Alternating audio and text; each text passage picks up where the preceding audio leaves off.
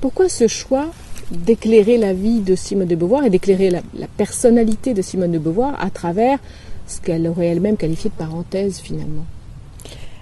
Simone de Beauvoir a voulu, à partir des années 60, présenter cette passion pour Nelson Algren comme une anecdote. Or, quand on regarde de très près ce qu'elle a écrit, c'est-à-dire les 800 pages de lettres publiées qu'elle a adressées à Nelson Algren, quand on regarde de très près sa biographie, et quand on examine les lettres qu'elle a adressées à Sartre à cette époque, et quand on compare également à ses romans, on s'aperçoit que c'est tout sauf une anecdote.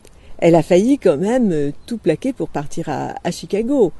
Et elle portait, depuis sa première nuit d'amour avec Nelson Algren, un anneau qu'il lui avait donné au matin, et elle a demandé expressément à être incinérée avec cet anneau. Des années après, et après une rupture absolument monstrueuse, d'une violence extrême. Ça peut pas être une anecdote. Mais est-ce qu'au regard de ce qui reste aujourd'hui de Simone de Beauvoir, dans ce qu'elle a changé au monde de la philosophie, de la littérature, on ne risque pas de qualifier cette passion, même passionnelle et amoureuse, de détails, au regard de ce qu'elle a apporté? On va vous dire, oui, mais vous vous attachez à quelque chose qui finalement n'aurait pas changé la vie de la philosophie, alors que son travail et sa personnalité, vous êtes à côté de la plaque. Écoutez, Le deuxième sexe, comme vous savez, est l'œuvre magistrale de Simone de Beauvoir. Elle a changé la vie des femmes dès sa parution en 1949, et elle ne cesse d'influencer et de marquer la vie de toutes les femmes et par conséquent la vie des hommes. Bien. Dans quelles conditions a été écrit cet ouvrage au plus fort de la passion avec Nelson et au plus fort de son déchirement avec Sartre?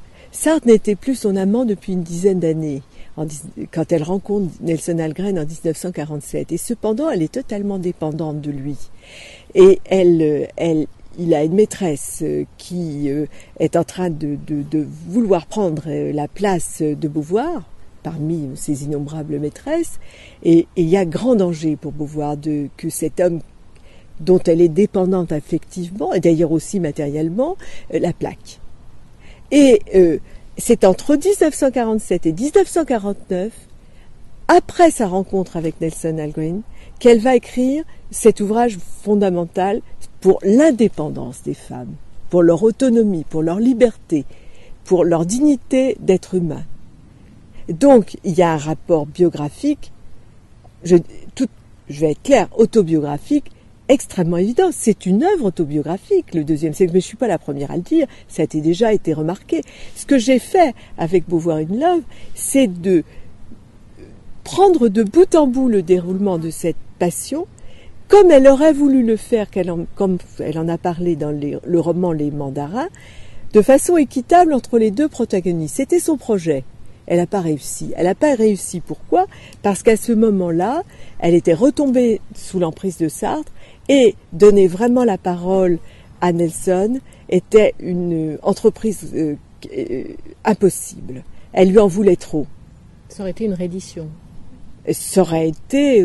c'était impossible, il y avait un blocage. Elle ne l'a pas fait. Donc moi, ce que j'ai fait, j'ai repris les documents et j'ai tenté une reconstitution du début de cette passion, leur rencontre dans la nuit du 22 au 23 février 1947 à Chicago, jusqu'au moment de leur rupture qui se passe dans un cadre idyllique, champêtre, un peu comme celui-ci, dans une maison des bords du lac Michigan, pas loin de Chicago non plus.